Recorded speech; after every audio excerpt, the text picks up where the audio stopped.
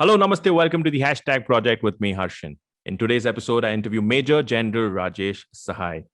What an honor and privilege it is for me to be able to interview Major General Rajesh Sahai. He has served the Indian Army for over 37 years. Post-retirement, he's now an NLP practitioner and certified coach, and also a sound healer. I speak to Major about life, about leadership, and about his stories and anecdotes from his days in the Army.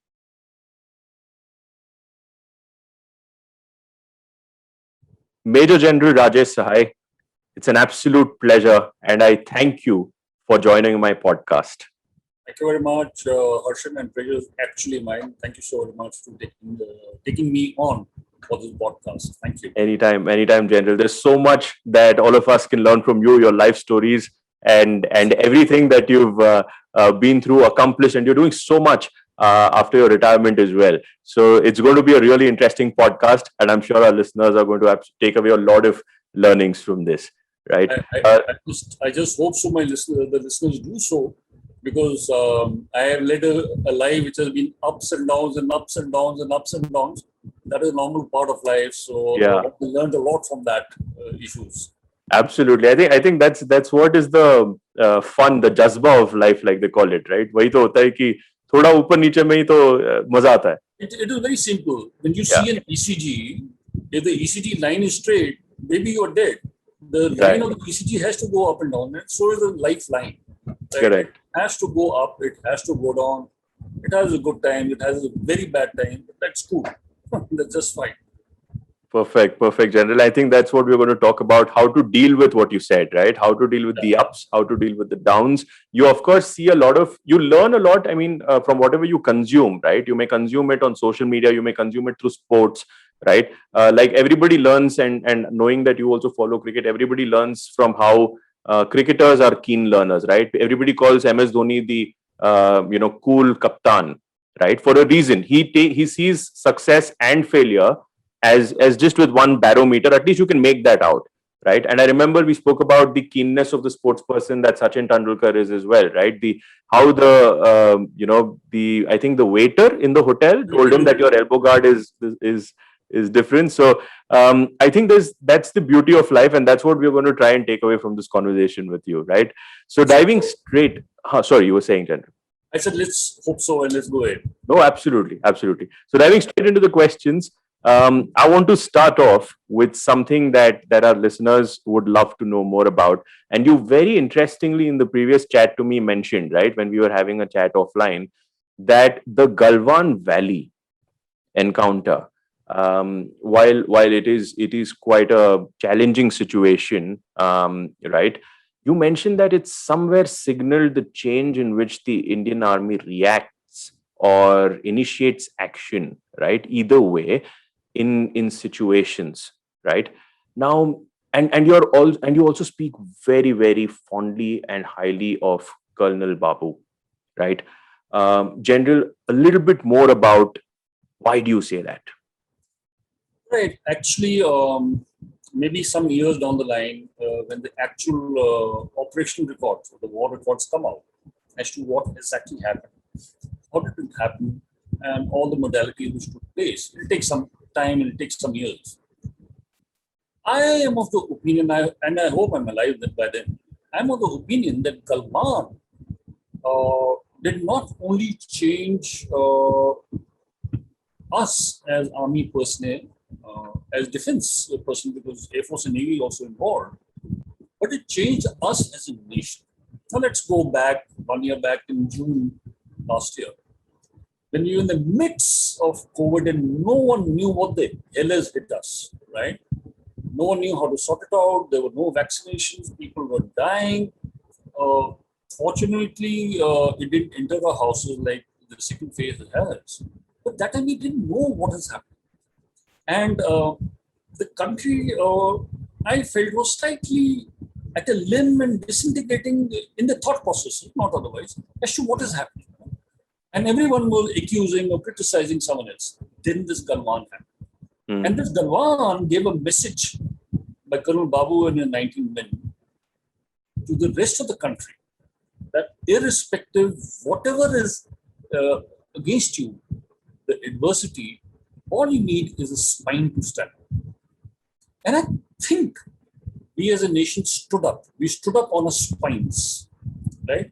Irrespective, whoever the adverse or whatever the adverse situation was, or whoever the enemy was, irrespective. That 19 or 20 men under an able leader could give a bloody nose to someone who was much larger in strength. See, I am not getting into equations. 20 हमारे मरे, 60 उनके मरे या 100 उनके मरे. That makes a damn all different. Body counts is not important. The importance is our boys stood the ground and stood behind the leader, because the first to be whacked was the leader. It happens, Harshin, when we are in combat and we as leaders are, what is a leader? Leader is a guy who leads. I can't stand behind and say, chalo, chalo, yaar, aage chalo, main aata hu. No, sorry. It is, main chal raha hu, they will follow, right? That is a guy who leads in the actual sense. And Babu was one such guy. And the history is repellent with so many such leaders. Second question to ask is, how do we change the mindset of us as defense forces? Yeah. See, the defense forces work for the governments, under the governments. We are, after all, one of the largest volunteer armies in the world, right? Yeah. And we have to work under the governments. We are not like our guys are, guys on the Western bloc. We are not like them. We are a different lot of people. We are very, very professional. So we work under the parameters or under the boundaries laid down by the governments, whoever is governing at that point in time. But there was a lesson which was given to us by the governments, that whatever you have to do, don't look back. Don't be worried. We sitting in Delhi or sitting at other places are with you. It's an amazing message which goes now to the rank and file, to the people who are right at the border facing this thing, that I don't have to worry. If that bugger shoots one bullet, I have the ability to shoot 1,000 bullets, right? It wasn't so previously when I was in service as a young officer. It wasn't so.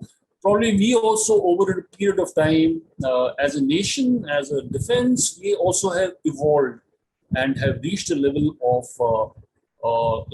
taking initiative at the lowest level. We encourage initiative. A guy can't, in combat, can't look back and say, sir, main goli maru. No, sorry. You are there, you take actions. I am there, I'll support you. Right? If there is a muck up, if there's a flaw, if there's a mistake, don't worry. I am there. Yeah, wo picture hai na, Shahrukh ki, main hu na. At times, some of the guys who see me, you may find that there are a lot of Amitabh Bachchan and Shahrukh Khan we shoved in. No, it is not that. It is a part and parcel of a life. Yeah. I am there. I am a leader. I am there with you. Yeah. Don't worry.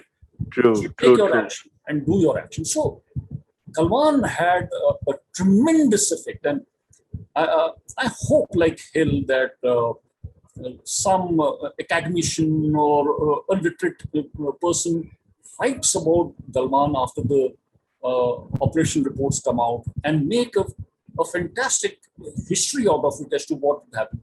And then you take it from me, Harshin, some years down the line, there'll be a movie in Bollywood on on Galwan, which will actually go down to each and every person of the country as to what Colonel Babu and his men did. It was something amazing. So that's how I felt as an individual. And like I told you last time, I felt robbed also. I felt, yeah, I should have been there. Yeah. Why the hell did I retire? Damn it. I wish I was there. I would have really had a good time, ripped some chaps apart.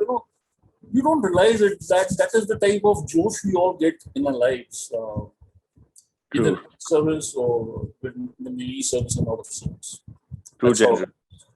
In fact, I'm very sure. Like you mentioned, that there'll be many academicians who are going to write about this. Many of them are going to definitely be able to, and they will want to, research and inspire lakhs and billions of people with these stories. They are very inspirational. Like what happened with Uri, right? The film you spoke about, the Bollywood film. I mean, let's be very frank. The movie Uri, out of all the so-called war movies, was one of the most motivating movies. And it may not be 100% what went, True. but at least 30 to 40% what actually went was shown. Of course, a little bit of dramatization is required, to accentuate the personality or personalities involved. That amount is required. It's like the American war movies you see, they put so much amount of character in the movie. You really enjoy it. And I think our people in Mumbai will 100% follow suit. And I would love to see this movie. I'd love to understand as to what exactly happened. We only learned from word of mouth of people, friends, youngsters who are now in the service who told us generally what happened, but you're not really sure what happened on the ground. True. No, absolutely, General. In fact, you spoke about leadership, right? Leadership on ground and how freedom enables leadership. And you also very interestingly spoke about leading from the front, right? I remember this very nice story you spoke to me about, which is, and I'm just going to tell the name and you can go ahead with that, Subedar Halkaram, and how he taught you to be a better leader is what you say. So if you can run our listeners through that story, I mean, that's so, how you learn leadership. You're not always a born leader, maybe. You learn leadership over a period of time and you learn leadership from everywhere, right? And this is one fun story for sure. So if you could just speak about that. Yeah. Arshan, the thing was that I was in my late 30s when I went to command Rashtriya Rifle Battalion in J&K, that is Doda Kishtwad area and mountainous area, very tough area. And we had the gentlemen who came across the border without the passports. So we had to kick their backsides nice and proper and ensure that if they came like this, we need to send them horizontal. If they came vertical to us, and we need to send horizontal back home. And our command is about 1,000 troops, and we all are actually in a war-like situation with the enemy who's on me, right? And Halkaram was a gentleman who was a Shora Chakra, Sena Medal twice, Chief's Commendation Card, N number, a guy of 80 kgs of pure sheer muscle power. Handsome man. I mean, it's worth seeing. Halkaram. His parents kept his name as Halka, but there was nothing bloody Halka about him. He was an amazing soldier. He was a junior commissioned officer. So when I went there, I joined, took over the unit, and when you join and you're with complete robustness and मैं कुछ करके दिखाऊंगा, ये करूंगा, वो करूंगा, you have the zest and zeal in you. And there was an operation which took place, and I was actually going to another place on a reconnaissance, and I had my own QRT, about 20 men with Halkaram as one of the gentlemen along with the team. And I on the command radio set, I heard that there is an encounter which has taken place. So this is a hill feature 1 and this is a hill feature 2. The terrorists were here, and there was a young, vibrant Captain Saab who was on this hill feature, and he was firing on the terrorists, and he had kept them pinned down. So there was no way that the terrorists could withdraw or run away or something. He had the situation under control. But I thought, man, I come here as a leader, so let me expect my leadership qualities and things like that. So I took off, right? And normally a commanding officer walks 5th or 6th in the starter point. First 2 are scouts, some guys, and then you are there.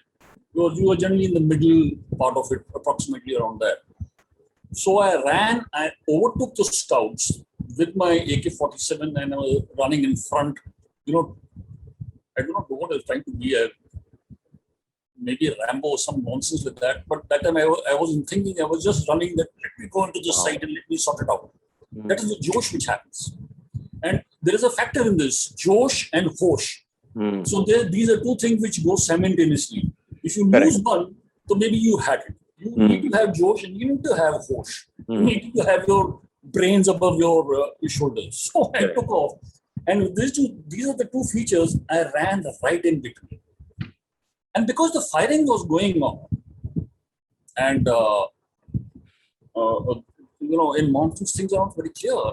Halka Ram, who normally walks in the second last to the last, overtook the 1890 men, and he came right behind me and he tackled me like the rugby tackle, and he dropped me on the ground, bang on my chest, and he lay on top of me. Oh, Halka Ram, with the 80 kg full of muscle, gave me one of the choicest galis I could ever hear in my life. I mean, I can't even say it, my ears go red. And he was shouting in my ear with the choicest Maa Bahan ki gali. But the essence, what he told me, and he taught me a lesson.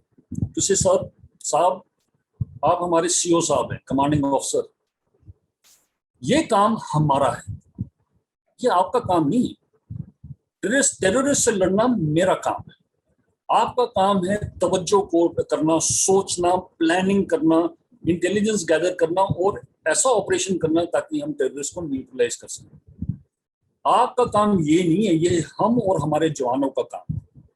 हम नहीं चाहते हैं कि आप अभी आए हो, मुश्किल से 15-20 दिन में हुए है, आपने unit take over, command take over की है. हम नहीं चाहते हैं आप अपने घर से सीधे आए हैं, मतलब वर्टिकल आए हैं, मतलब दोनों पैरों से चलते आए हैं. हम नहीं चाहते कि आप हॉरिजॉन्टल जाएं. That means he didn't want to send my body back home. Harshan, in that 15 seconds of dirty galis, and this lesson hit me in my first instance of leadership under fire. Not that I was not under fire. I've been under fire as a young officer also. But when you're commanding 1,000 people or 3,000 people, the connotation is different. I absolutely understood what the hell he was saying. And the lesson in that is that you can learn anything from anyone, irrespective he is in the ladder on top, in the middle, or at the bloody bottom. He is an expert in his domain, and you need to learn, right? So I told him, Halka Ram साहब, मैं समझ गया, please अभी थोड़ा मेरे ऊपर से तो हटो यार, आपने तो मेरे को दबा रखा मिट्टी के अंदर. And then I sat. I told the captain that I am here with my 20 men. You tell me where should I place myself to ensure that the cordon on the terrorist is absolutely impregnable. So he told me, sir, I think I can see you. So please take a position right, center, and left. And then we are absolutely secure. They will not be able to run off. So I put myself under command of a captain because he was in the front line. Right. That's what leadership is all about. Right. And even under such a, that is the kind of pressure that, we can't even imagine what kind of pressure every minute, every second matters, right, in that. And even in that, you have to be aware enough to learn, right? Even in that second, you have to be aware enough to take lessons, right? I mean, what a great lesson there. This happens. You see, not that I've retired since last 3.5 years, and there's a lot of respect I get in the civil street. But what happens is that I think there's some fault in us also. We don't tell the stories to the people. I mean, I would love that all of us, especially in uniform, should tell the people what we are. Should tell the people how we have been brought up. To tell the people how we reached this. I mean, life has not been simple. Life has been very, very shitty and very, very tough. But unfortunately, like you, I think for you, this must be your first interaction with an ex-service person. Why should you not be talking to a young officer who has got the highest award, one of the highest awards, and taking him on, and he's sitting in uniform, a young, maybe 20, 25-year-old fellow, and telling you the life lessons here. Why can't that happen? In fact, the day that happens, our country is going to change because our youngsters will see. A youngster may think, yaar, ye General Saab kahaniyan bol rahe hain. But when I am sitting in my uniform, a 25-year-old or 20-year-old, and I'm talking to you straight, looking into your eye and telling you what life is all about, it derives a fantastic lesson. I'm very sure in times to come, probably things will be better. We as a service will be more open to tell the civilians as to what we do and how we Right. do. Right. I mean, there are so many lessons, General. Even I learned so much. Just by that one interaction I had with you, I learned so much from that. Right. And the and especially now there are like people like yourself who are moving to various different roles post retirement. You're doing so much, right? And from from all the way from being a corporate trainer and coach to being a sound healer, right? What an interesting journey, General. How did you arrive at saying that, okay, I'm going to be doing all of this after being a major general in the armed forces? You're now, of course, imparting knowledge is definitely in your domain because you have that much experience, but being a sound healer as well, being an NLP coach as well, right? If you could speak to us a little bit about how you found this path, and how it feels to add value to so many people's lives. Harshan, I read it somewhere and I often quote it, which if I have your permission to quote. No, absolutely. Knowledge is learning something every day. Knowledge is learning something every day. And wisdom is letting go of something every day. That is the essence difference between knowledge and wisdom. It's not that I am totally knowledgeable. In fact, I find I'm really running short of time in my life. Everything has got a fixed tenure of life. And post-retirement, I was actually totally lost what to do. I didn't know because when you're in service, you're so full of the service, you don't plan for your retirement. And suddenly one fine day they say, okay, thank you very much. He's a jolly good fellow, and old lang syne, and you bye-bye, and your uniform is out, and you're back into civil dress like I'm sitting here in front of you. I have a philosophy to say that a mentor, a guide, a guru is not related to age. Right. As we grow older, we get more amount of wisdom, which we would like to impart to people, whatever worth it is. I have my mentor who's a 42-year-old lady. Now, this lady was under me when I was chairman of Army Institute of Management and Technology. She was one of the professors. So one fine day, she gave me a call after my time, maybe 2 months after I retired. Sir, what are you doing? I said, nothing. Would you like to come for a cup of coffee to my office? Said, yeah. So this lady had now joined Indian Institute of Public Administration.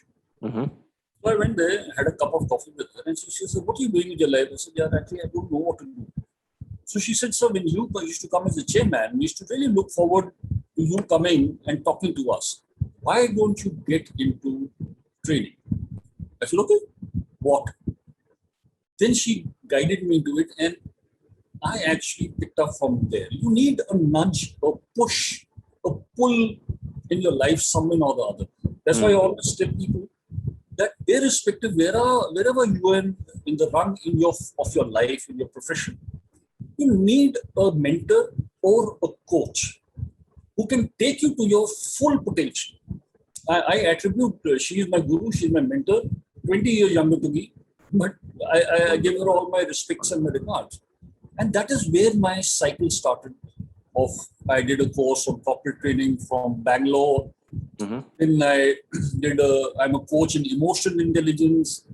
Wow. Then during the course of emotional intelligence from Bangalore again, one of the youngsters, he must be about 27, 28, he did a sound healing exercise, and I loved it. I asked him, so he guided me, sir, if you are really interested, you can do it. This is so I went into sound healing. Wow. I can now, not with complete expertise, I'm just at the stage one, there are 5 stages. I use the Tibetan bowls to make different type of sounds to calm yourself and many other issues which are there. Then again I took on, I said, okay, let me educate myself further. And now I'm a coach and a practitioner in NLP, that is Neuro-Linguistic Programming. So from fighting in the borders, shooting my AK-47, suddenly I've gone into the path or something which is totally different. but I really enjoy it. I first time of my life, I'm really having such a brilliant time. I mean, I would have never met you Yeah. in my life. I would have never met you. And now you're sitting in Bangalore, I'm sitting in Delhi. You know, we are interacting with each other. Absolutely. What better way to do things in life? No, General, I mean, I can see that zeal and enthusiasm you carry, right? You still have that need and want to learn, right? You're so curious about things and you want to add value to people's lives, right? So here, the follow-up question to you wanting to be such a keen learner, does that also come from the major part of your life in the armed forces? Is discipline, and everybody speaks about discipline. I think everybody knows discipline is the key to a lot of good things in life, right? But does discipline, dedication, routines, habits, all of this play a role in shaping your personality today? And if you could also speak about some key habits of yours, right? And habit formation is also a process, Oh, yes. right? How did you form those habits? What is your mentality towards forming those habits? And again, discipline, dedication, and all of that, enabling you to be such a key, to be such a keen learner today. You see, Harshan, what happens is that I joined the National Defense Academy at Khadagwasta, Pune, Mhm. and I joined it at when I was 16 years and 7 months. Right, I was still a clay, just a blob of clay, and 3 years in NDA and 1 year in IMA, 4 years of training. That clay is molded and shaped into a leader. So that's why we use the sentence, leaders may be born. No, sorry. Leaders are not born. Leaders are trained, are made. You have to train leadership. If I have to be a graduate from IIT, I have to study the subjects to enter it into IIT or IIM or wherever, or be a doctor. And then I undergo training for the 4 5 years. Mhm. So leadership also needs training, right? Now, in all this gamut of things of leader and leadership, etc., and all those buzzwords which you hear, someone guy is talking about autocratic leader, someone talking about servant leader. I actually don't subscribe to all these things because a leader is an amalgamation of all things put together, depending on the situation in which he's acting. Mhm. So from 16 years and 7 months, I have been molded into a habit formation. Um, Surprisingly, though it is not because of my gray hair or my age, but I can't sleep beyond 5:30. I have to get up. Wow. Irrespective it is snowing outside, irrespective it is like Delhi now is at 40 degrees or 42 degrees, hot. But Yeah. when I get up at 5:30, my wife, by the way, Archana, she's also a journal. She's a doctor and she's a serving army officer. We both get up at 5:30. And Wow. she's from Armed Forces Medical College, Pune. We both get up at 5:30. Our life starts at 5:30. And it is not because I've imbibed this now. I've imbibed this when I was 16 years and 7 months, right? Wow.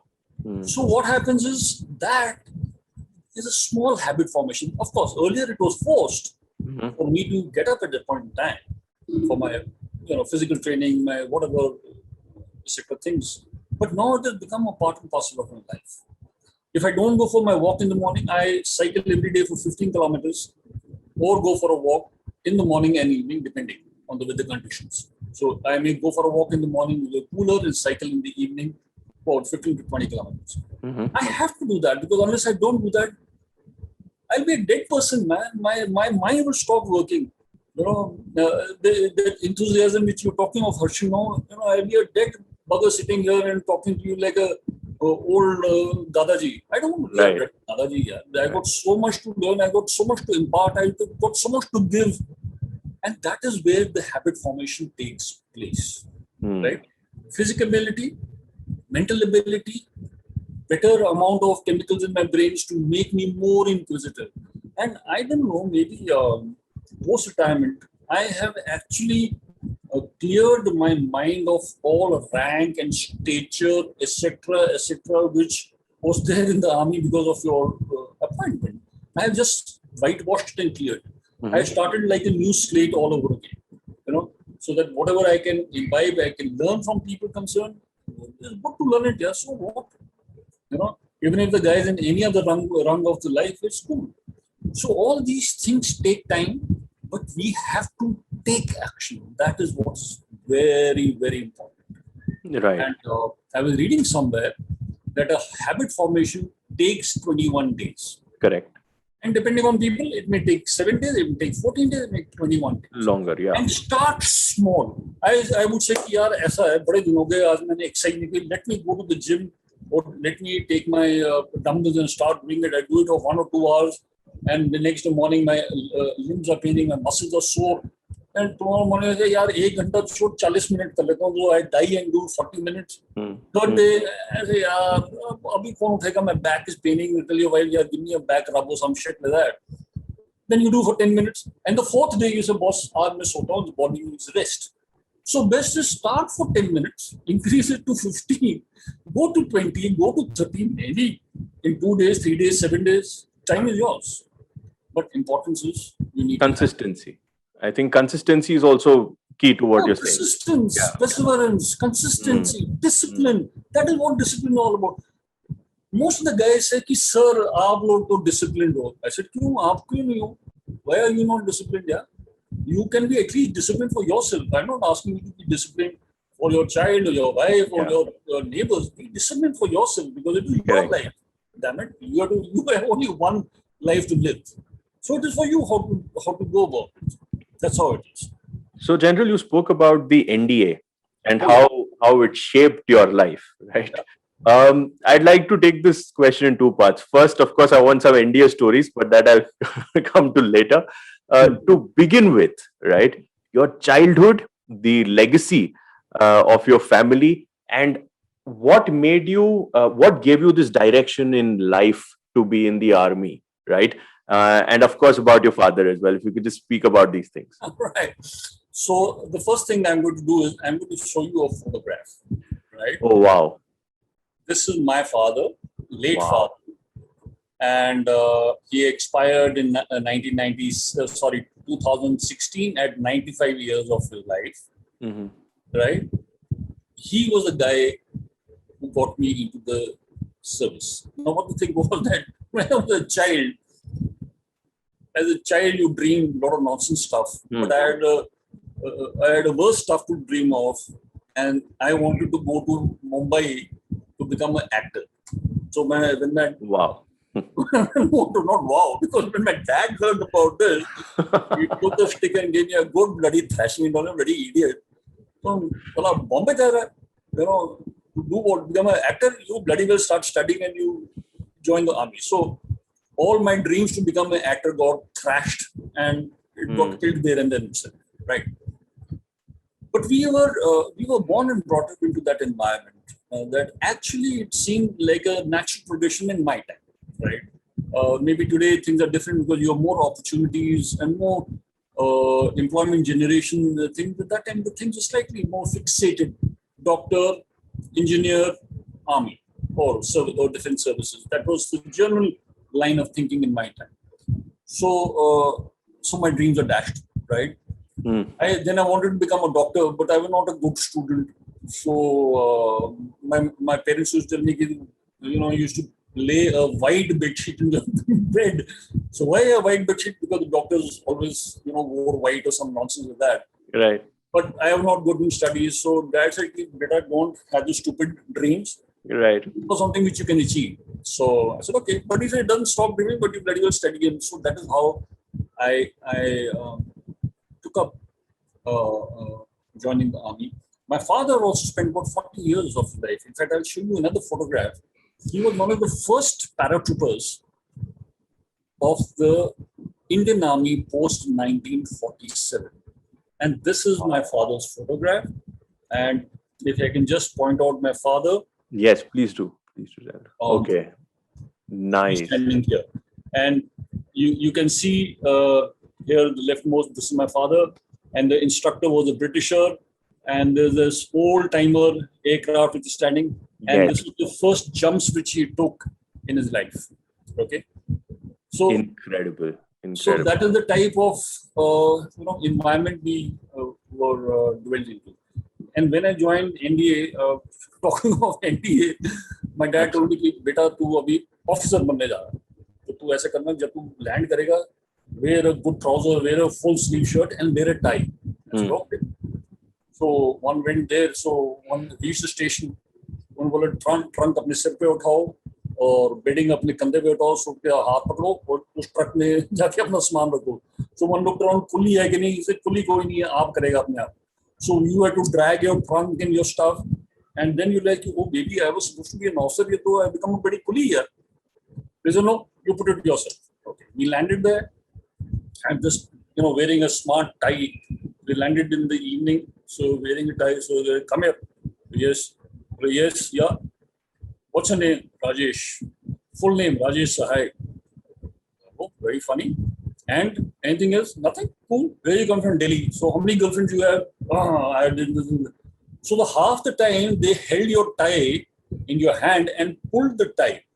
So what happened is by the time we went to sleep at 1 o'clock, the tie was like a bloody rope in my neck. And at night, one had to go to the bathroom, and that time we used to have that shave which had the blade. So you took off the blade, and at night we were cutting each other's tie because the tie became like a, phasi ka panda. You didn't know what to do with that. So that was a introduction, the training and the so-called ragging at that point in time, and that also had a meaning at that point in time as to why they used to rag people. And difficult life, but we learned the first thing is how to operate as a team. That if one person did a mistake, the whole group was punished.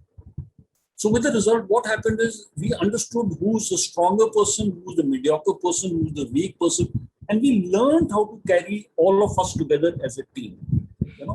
I was seeing something. If you see your hand, right, we have 5 fingers.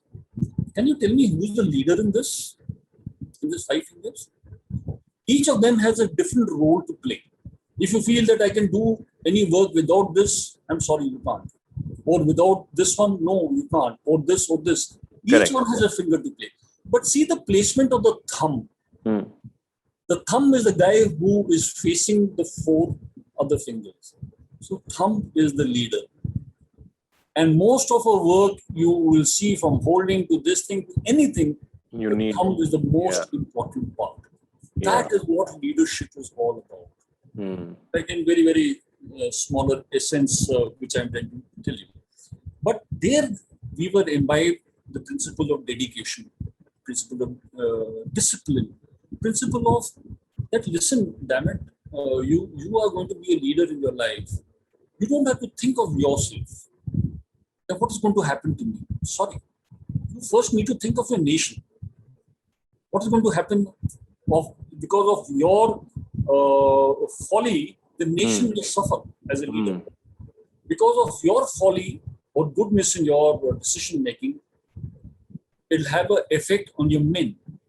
And last is you. So the first thing was the nation. Second thing is the men you command.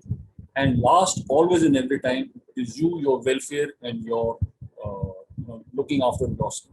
That is what was the essence which was imbibed, thrust into us, and probably that made us better leaders, right? And Galwan is one situation. Kargil is another. You see the young officers, Vikram Batra, Paramveer Chakra, young captain. I mean, amazing type of work these gentlemen have done. I think in the social media, there's a lot of talk coming of Kargil because of the month in which it took place in the month of June. That is how it was. That is how it is. And NDA enables that leader within you, right? And yes. 4 years is a long time where they train you to be a leader. They train you to handle your fear. They train you that, see, you will be scared. There is no, take it from me.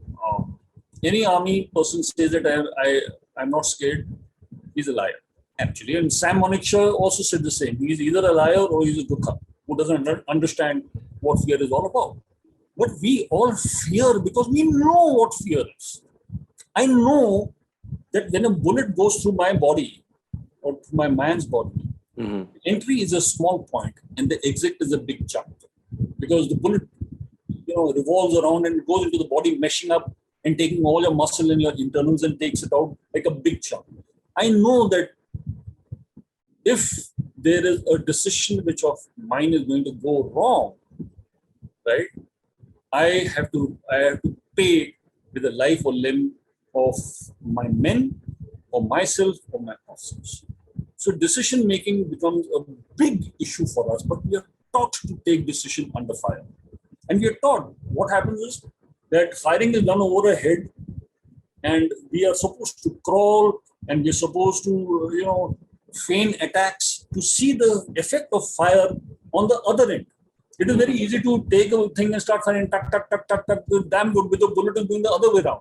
Correct. But if you want to stand at the other place, the target end, it's a different ball game of life. That is all it is. And from this, you of course were commissioned into the army, right? And I think your father had a very had a rule कि commission होना है तो इस तरफ होना है. Combat when if you can tell about that story, and if you have a letter also you had once shown me. My father, God bless his soul, he was from the technical services, right? And unfortunate for him, I am the only son to my father, and I have a large number of sisters. I have 6 sisters. So I was so-called the spoiled brat, what people normally say. Right. And he told me कि boss ऐसा है, ये चला गया अभी, but जब तो commission होगा, you will join a safe and secure thing, like you'll join the supply corps or the ordnance corps or technical thing. So I said, yeah, done. So when you have to give your choice of arms. So I wrote infantry. We had 3 choices. All 3 choices I wrote as infantry. So you didn't listen to your father, basically. Arshin, do you listen to your father? Yeah? You may listen to your neighbor, but not to your father. Right? My son doesn't listen to me, by the way.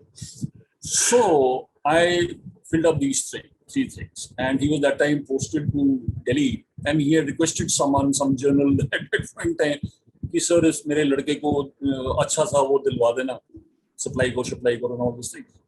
So he called him and said, come here. Your bloody son has put infantry, all combat 3. How can I overturn what he's put? Even if he had put the 3rd choice as a safe service, I would have taken him. But now I just can't. My dad was livid. He refused to come to my passport. He said, you bloody chap, you'll suffer all your life. And I will not attend your commissioning. It's a big thing to wear the rank on your shoulders after 4 years of your life.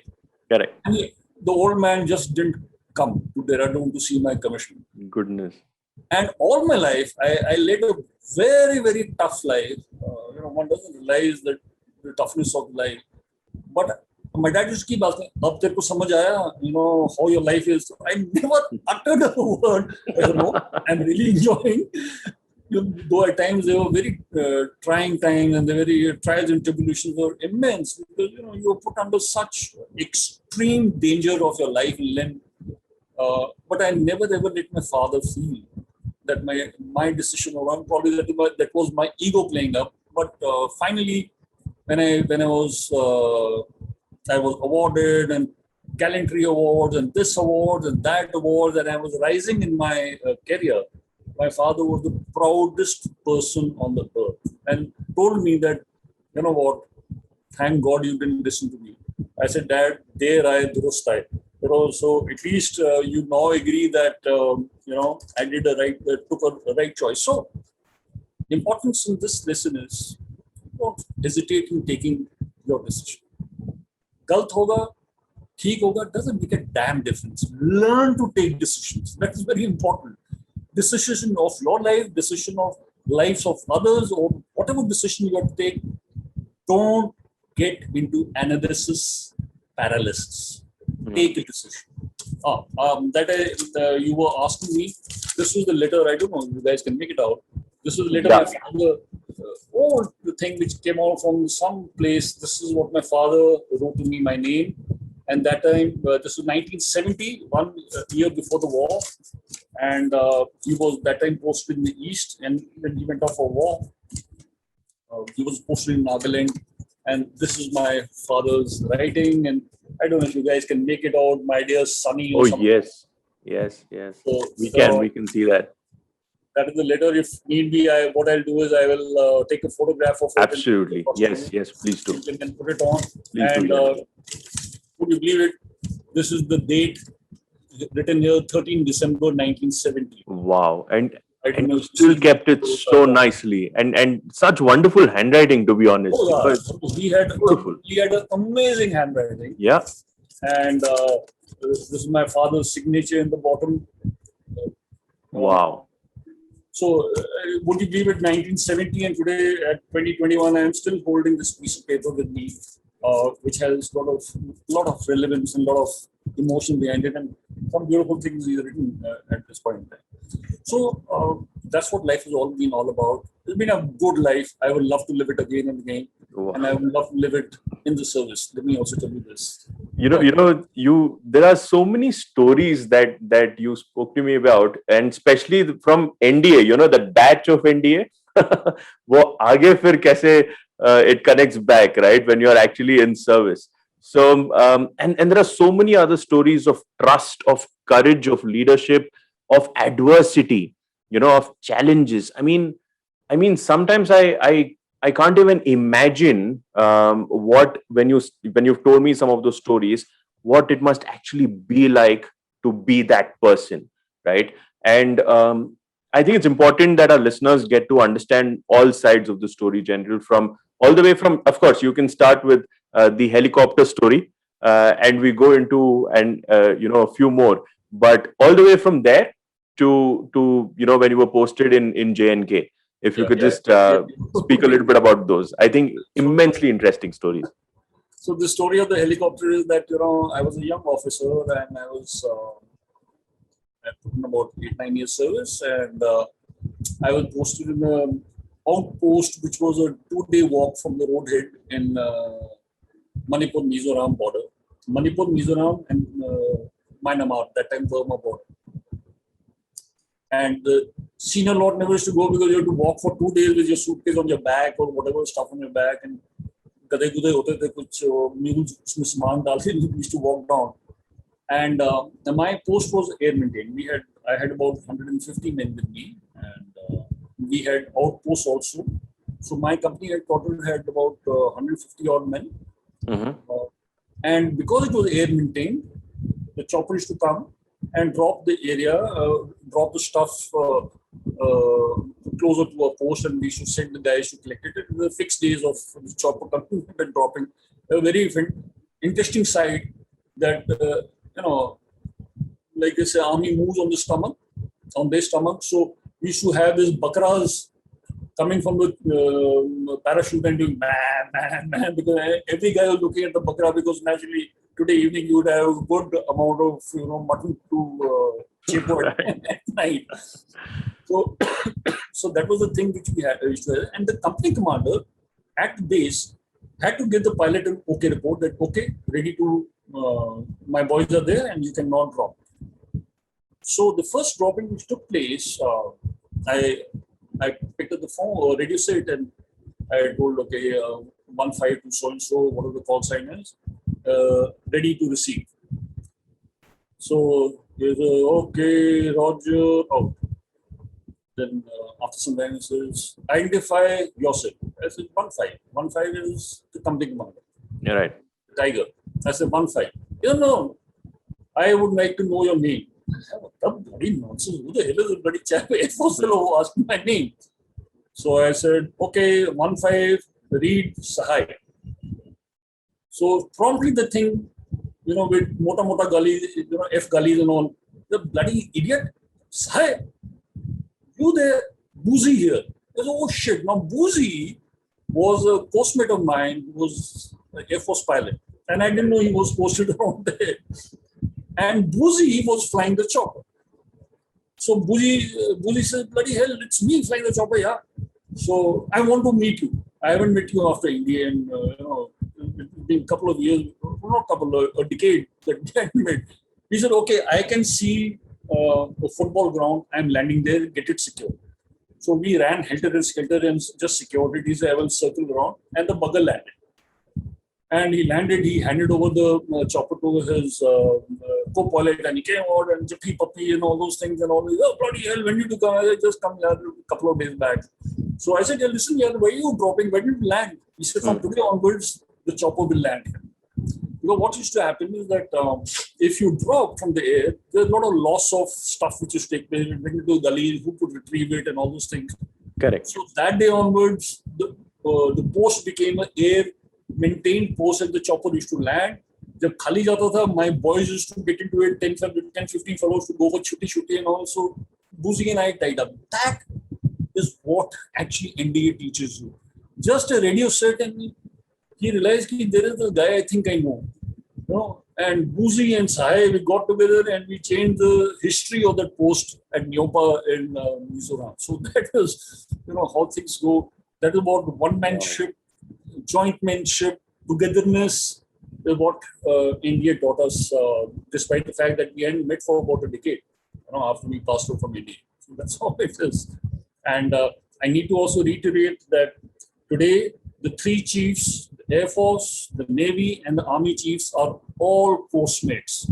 We are all batchmates. They're from my batch, and all three of them are from the same batch of India, which is one of those most unique things which is taking place in the history of the defense forces. What an esteemed batch, too. Oh yes, I mean we're What a so batch. proud of these guys. We're so proud of them.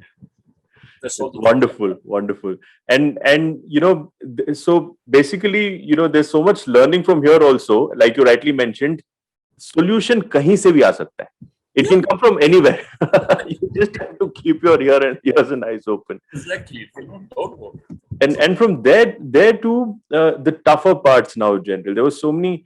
I'm sure you've gone through, you know, the tougher parts of being in the armed forces, the adversities, the challenges, and that also teach so many lessons. Not just to you know, somebody who's, you know, I would say they teach lessons to humanity more than anything else, right? If you could speak about those a little bit, you know, and especially starting from trust, courage, and leadership. There was one where you mentioned, I think, a Jawan, right? And the Jeep overturning. So if you could speak about that, that shows how much of a trust level is there in the hierarchy. Ki aap bologe, theek hai. I will give you. I will give you that also for the listeners. I'll give you some other instances. Absolutely, yeah. You know what happened is that they did Boda Kishtwar, we were there, and on my command, the channel, some message came of an encounter which is taking place with terrorists, and one boy of ours got shot, right? And one terrorist also was killed, and I think there were two of them, and the other guy managed to slink off. And what happened is that the terrorist was hiding in the Makika field, and our boy went there trying to search, and they both came out together and both shot together. So my boy also got hit in the neck, fatal shot, and that guy also got shot in his chest. They both died instantaneously. Now, when I received the message, as a leader, it is my job. Be where my men are, right? Especially in adversity. Success is a different issue, especially when things have not gone pretty okay. Not that this is a failure, but whatever, adversity. So you can well imagine, Harshan, the situation. I was walking up and I could see the walk was another about 1 hour, another 45 minutes, and I could see my boys, about 15 of them, howling, crying. Now, guys who are listening to me and things like that will again say, "Yaar, ye to bada Amitabh Bachchan style hai," but actually no one plans it for it. It happens. Why it happened, I have yet to decipher. So what happened, I looked up and I see these guys crying away. And as I keep walking up, I see that there's a charpoy on which this boy is being placed. You know, the guy whom we lost. Now, I am thinking when I'm walking up, just 15 men are important to me. So how do I revive them? How do I get them back on track? And I was actually that turmoil was playing in my mind. कि मैं क्या करूं यार इतने. And when a guy who's the oldest chap, 25, 30, they start crying, it doesn't make you feel very good. Not of anything else. You have to revive. So I walk up there, and there was a flattish ground where this boy's body was placed on the charcoal, and everyone is surrounding someone lying and sitting with them and crying because they're all part of the same group. True. I walk up to that boy who is martyr, and I stand at his feet and I salute him. Right? Then I touch his feet, and let me tell you, it seems very dramatic, a dramatic sort of a stuff, dramatized, but it wasn't. It is spontaneous. I touch his feet. Then I walk where he was shot. I take blood was oozing out. I take his blood and I put it on my forehead. And I touch his body and say, "Ek ka panch."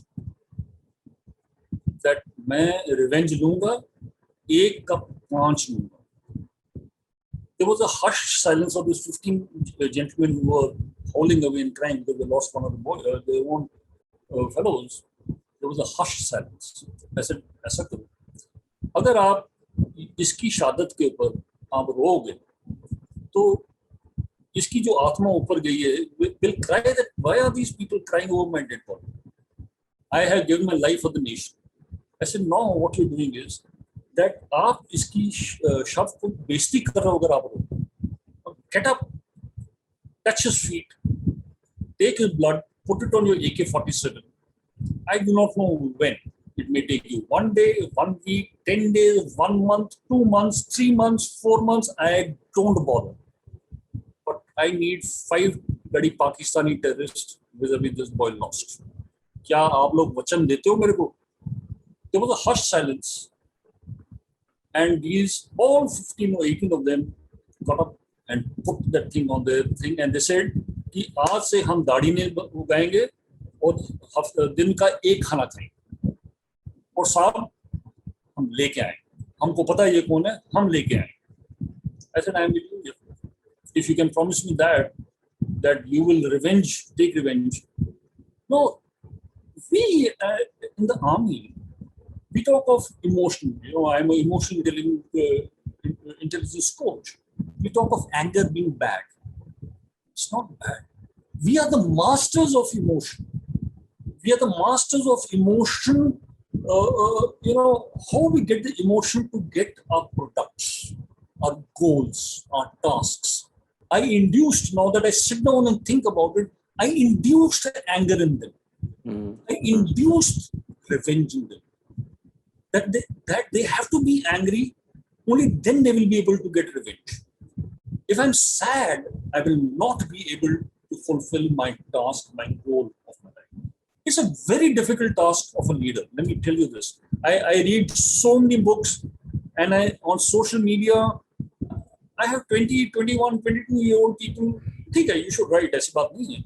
But when they talk very high about leadership without actually dusting their shoes in the dust, leadership is not that. There's no servant leadership. There's no difference between a leader and a led man. The leader has a tough job. That's why there's only one leader. There can't be multiple leaders, right? You have to take your men along, irrespective, not necessarily be in uniform or out of uniform. A human being is the same. Until you have not, dusted your shoe and soiled your shoes, you cannot understand what leadership is all about. Leadership can be seen only in failures. Men look up to you. I'm telling you, men look at you. They observe you, how you react, how you act, how do you respond in failure, not in success. If you have immense amount of failure, they look at you. Do you have the courage of conviction? Do you have, I should not say the word on social media, do you have the spunk in you?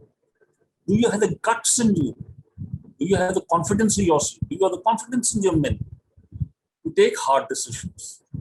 Now, I lead this to another incident Mhm. which took place. Sorry, I'm taking up the time. No, absolutely not. And I There, have goosebumps right now. I mean, you know, incredible. how it is very easy for me to think back and relate it to what I'm doing now. That time I didn't even think of it.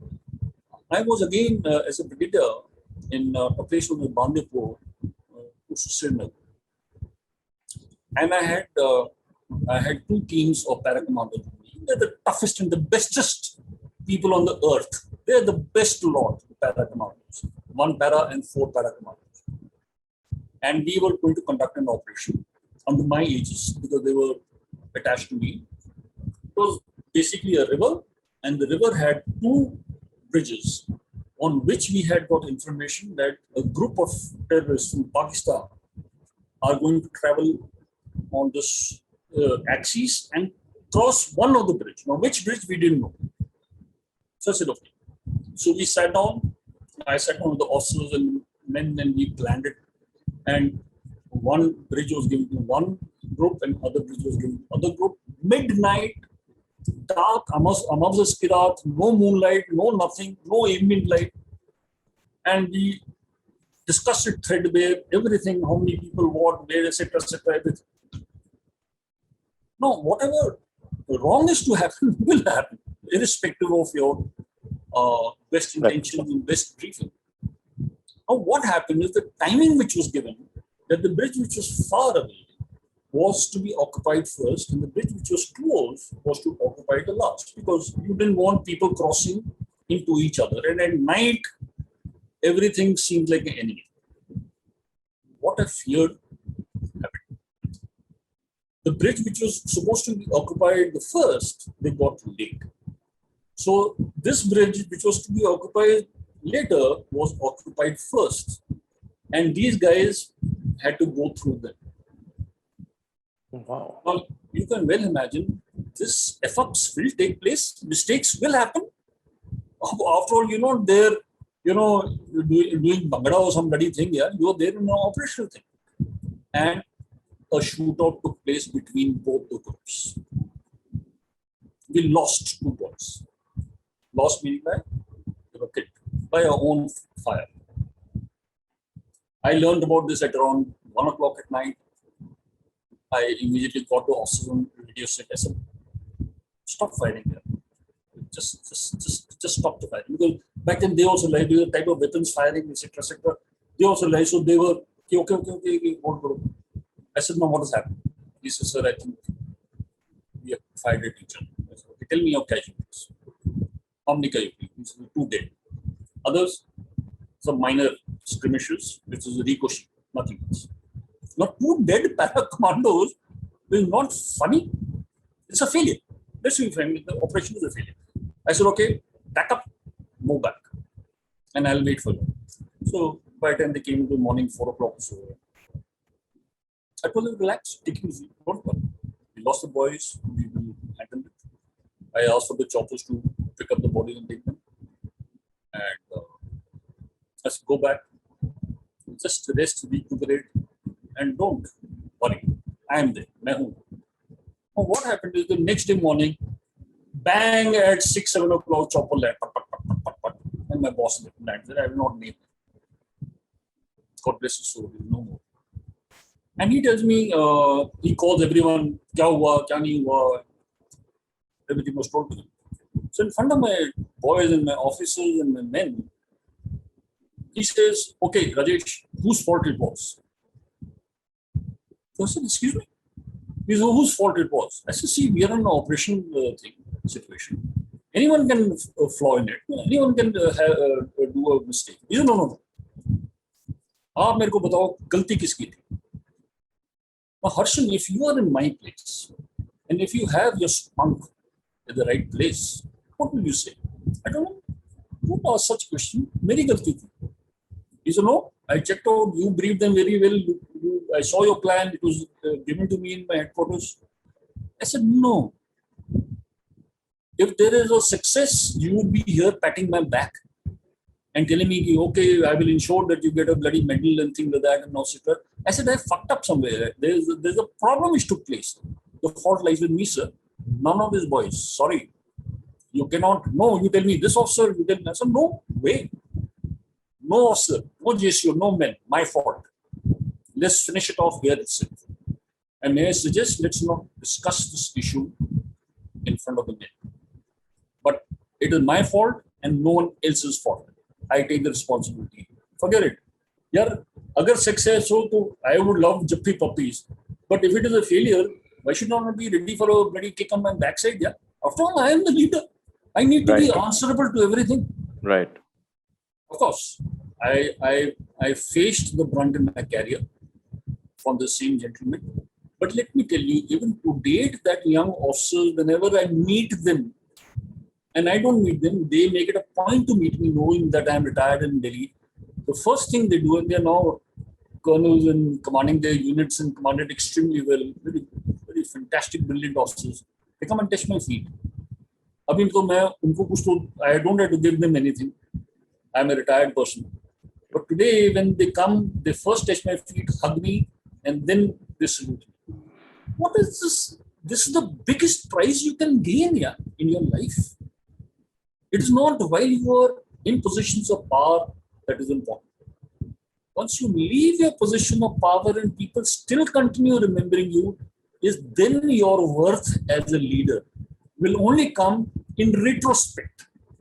Not, you cannot plan that I'll be a bloody good leader. Nonsense. You'll be a good leader once you leave the organization, and how many guys will give a kick up your backside or top heel of you. Only then you come to know that were you a good leader or were you a bad leader in retrospect. And failures teach you all this. So there is a trust. I can't have a trust deficit. For me, as a brigadier, to save my career, it was very easy. I could have hung one of the captains or majors. The bloody chap did a government mistake. Yeah, mistake was done. So what? It will be done, yeah. We learn from mistakes. It never happened again, thank God. Or whatever. Because then we, certain rules and were tied up. But when you stand in front of your men or the people you are leading, how can you blame them, yeah?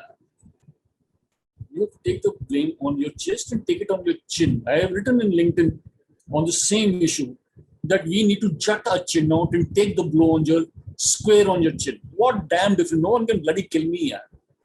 A guy can harm your career. What damn difference does it make? Where you're destined to go, you will go. Where you're not destined to go, you bloody well will not go. But at least you stand up and take the blow on your chin. Protect your guys behind you. And if you succeed, withdraw into the background. Push your guys in front, that they are the fellows who did it. I just briefed them. But actual fight on the ground, they've done it. That is what the job. Right. This is some really, really inspirational stuff, General. And as I said, for us to listen to this and for us all to have this opportunity to listen to these kind of stories, I mean, I don't think we would have read of so many things in such detail like the way you're telling us, right? And it gives us such perspective also in terms of leadership. You so nicely mentioned and so rightly mentioned that you own your failures. You own the failures of your team. You stand in the front and you say, this is what it is. And when you win, you send the team ahead. I mean, you see, that is exemplary leadership, General. I think even I want to salute you and thank you for your contribution to this, to our nation. Thank you so much. And General, you spoke so about trust. You spoke about so many things, right? What is the incentive? Like we speak about in corporate world, we speak about incentive, appraisals, we speak about appreciation, right? What is the incentive for a soldier? What do you think? Zero. You can't increase his pay. You can't enhance his perks. You can't enhance his allowances. What do you tell him? कि यार आज रात को हम एक जगह attack करने जा रहे हैं, वहां पर कम से कम कुछ नहीं तो हमसे डबल बंदे होंगे, हम 20 बंदे जा रहे हैं. 20 में से कम से कम 10 की बॉडी विल बी शॉट, हाथ पे, टांग में, पेट में, एक एक बुलेट तो कम से कम लगेगा 10 को। 4 शायद मरेंगे, 14 और 6 शायद हम बिना गोली के आए। Suppose I give you this job, Harshan, to tell you 20 men to go and complete the goal and task. Isn't it bloody impossible? It is nigh impossible. First, to give this order. Absolutely. Second, to expect them to attain the goals with no incentive. कि boss ये नहीं है कि तेरे को एक गोली के ऊपर मैं 4 लाख दूंगा, पेट में लगेगी तो इतना दूंगा. Then nothing, yeah. It's all is zilch. But how do we do it, and why do we do it? That is the most point. Most of the people in civil, when I talk about this, is a discipline. आप बोल दो attack करो, ऐसे excuse me, यार. They are not bloody mules who don't know what the hell is, what shit is going to fly on them. They are human beings. They know कि वो fire तुम्हारे पे आ रहा है. I said, sorry, यार. That's not. Don't attribute it to discipline. It's very easy for people to attribute to discipline. I said, think deeper. It is different. It is trust. It is faith. It is leadership. If I am a leader, I said, yeah, I will take you to the objective. I will be ahead of you. Vis-a-vis a leader, I say, yeah, तुम लोग जाओ, मैं पीछे बैठता हूँ. You think anyone will follow you? Nonsense, rubbish. No one will follow. And that is where we play with emotions. If I have to give such an order, I will ensure that I create such an emotional upsurge in them that before they go, the adrenaline is pumping ki sir chalo jaldi chalo. Unke saalon ko ragad ke aayenge. I have to do it. I am a master in the upsurge of emotion. I am the master in the service for perpetuating violence. I know how violent I can be. It is for me to perpetuate violence at a level which I can handle. That is what I am trained for. Right. Second thing, last time I referred to you a movie, 300. Yeah. Well, Leonidas tells the hunchback. Hunchback says, I can, put the spear, I can do it. He says, okay, raise your shield. Then the hunchback, because of his deformity, he couldn't raise the shield. And Leonidas says, I can't take you with my Spartans because you will be a kink in the complete unit of us. Because when we go into war, we go as an impenetrable unit. And if there is one weakness, the enemy will hit at the weakness. And when I raise my shield, I'm not protecting only myself. I'm protecting the person on my left and on my right, which you cannot do. So that is the kink in the defenses of us. So when we fight. We go to Uri, the picture, because it was very, very well done. But you found that they were a group of 10 men. You found that they were a team of 10 men who operated. That is how we operate at the lowest level. We call that as a section, right? And that man and the men know each other absolutely in and out. Then we call that as a buddy system. I have a buddy. He has a buddy. I know that buddy's name, his father's name, his bacha's name, his wife's name, his mama's name, where he studied, what badmashi he did, because I lived with that man, yeah. Right. I know his fears. He knows my fears. He knows that if I follow this man, he will give me a success rate higher than my death rate. Then he follows me blindly. But he follows me. I don't follow him. That is the job of the leader. The leader's job, when you talk, when I go to the corporates or vision statement, first, I say, yeah, let me see, or I see their websites. Fantastic 20-line bloody vision statement, yeah. And if I ask any other guy, what is your vision of your company? So everyone from this, sir, वो पढ़ा था, पढ़ा नहीं पढ़ा क्या है वो मेरे desk में लिखा हुआ है. Yeah. It's a fact of life. You do not know your vision because your vision is so nebulous. How can I say, Harshan, that tomorrow at 6:30 I'll be doing this? Nonsense. I do not know because it is nebulous. It is Right. too large a vision. It should be clear, identifiable goals which should come out of that vision, right? And that is what it is all about. But the boy has to trust me implicitly. I remember when I joined the army, we have an introduction thing.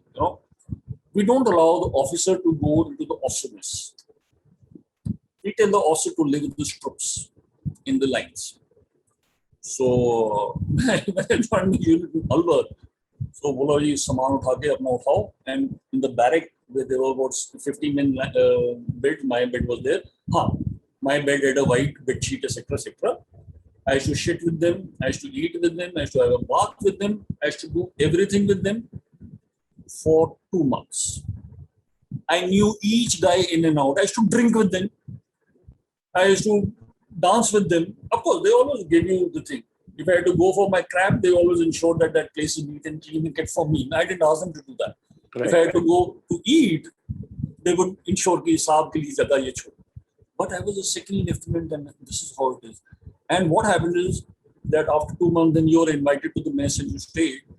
And after that, one day at night, I was a duty officer and I was marring the chakkar, and I saw one bloody chap running. अंधेरा रात तक. I knew this chap was Prem Singh.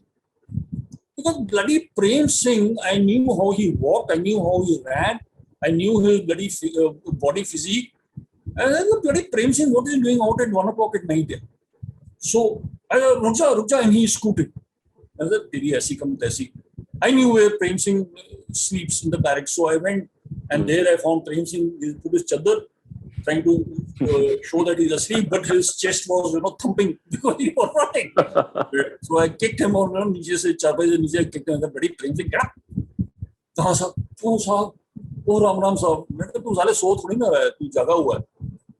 तो तेरे तो इतनी सांसें चढ़ी हुई. But he was surprised. How did I find him? I said, देख बेटा, 2 महीने तूने और मैंने खाना खाया इकट्ठा, नहाए भी इकट्ठे हैं, सब कुछ इकट्ठा किया. I recognize each and every चाल चलन of yours. करके रहा था रात को एक बजे. ओ साहब मैं वो ऐसे करने गया था. मैंने चल कोई बात नहीं, सो जा. I will not report this to anyone because you're not supposed to leave your lines at night, 12 o'clock and 1 o'clock. But that is how it is. That is what the binding and bonding is all about. So Right. tomorrow when Prem and I go for war, when we do go for war, or when we go to such adverse situation, I don't have to tell Prem, to idhar se udhar ja, udhar se idhar ja. I just look at him and direct him with my action of my eyes. He knows what I want. Absolutely. With his palpitation, I know how scared he is, and I will protect him. That is how it is. That is what it is leadership all about. And trained. We are trained, retrained, and trained and trained and trained. We are not born as leaders, right? So that fallacy should be removed, actually. So General, when you go today for a lot of this, for the corporate coaching or the corporate training that you do, right? You spoke about how they don't know the vision or the mission, and because it is not, it's probably, as you said, not giving a clear direction to exactly what it should be doing, right? Any other similarities or dissimilarities that you see, and what is the experience like? What are your observations in the corporate world? See, the main observation I find that there's a trust deficit, unfortunately. There's a trust deficit between the top and the middle. There's a serious deficit between the middle and the bottom. There is a serious deficit amongst each other. Because I was surprised to see that everyone is out with his dagger to hit the guy on his back. Right?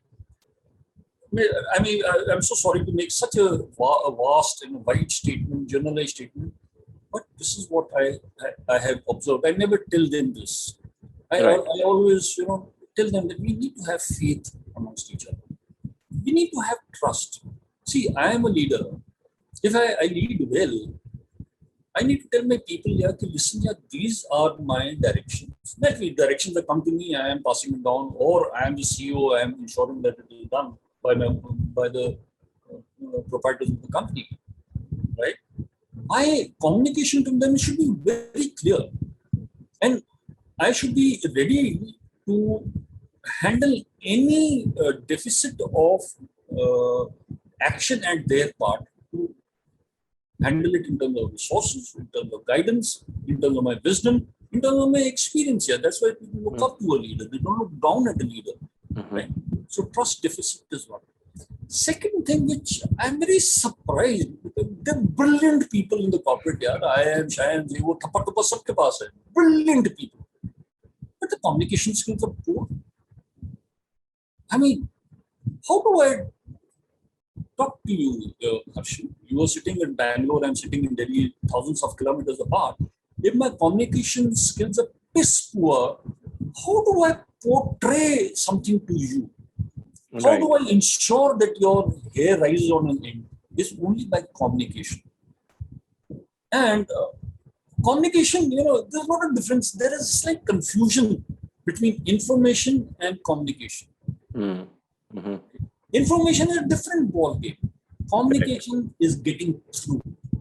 If I and you sitting at two different locations, we have never met in my life except on this platform. But if I can get through to you, if I can get through to the people who may see me, I'm not very sure, that is communication all about. Information I'm gathering. I'm just gathering information. But when I get through, I synergize and synthesize. That is communication all about. When we say we vibe, what is vibe, yaar? It's like you go as a wave, you go up and down like a wave, synthesized. That is the biggest problem, right? And most of the people, sorry, again a very journalist statement, are only looking at incentive million. But I don't expect in corporate because everyone is 18 महीने and then chuck job and go somewhere else.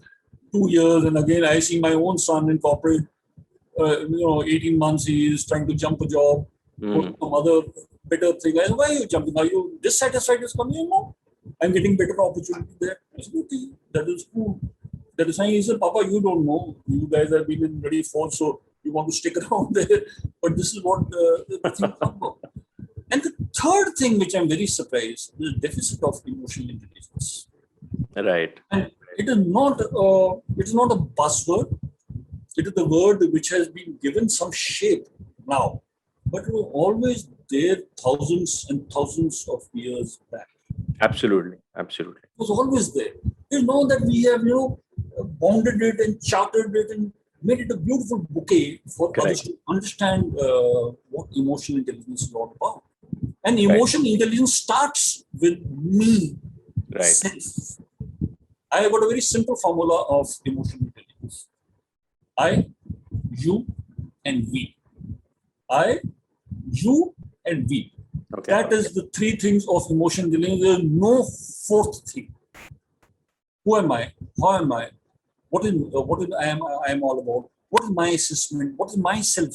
I need to recognize मेरे में क्या खामी है, what good things I have, what bad things I have, what strengths I have. Should I enhance my strength? Should I keep my weaknesses? Everyone has weaknesses in school, right?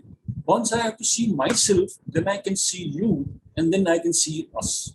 So I, you, and we is the essence of emotional intelligence. So that's a very major deficit, and I always tell the guys, yeah, emotional intelligence, servant leader, Jappi Puppy, that is not emotional intelligence. Emotional intelligence is much, much beyond it.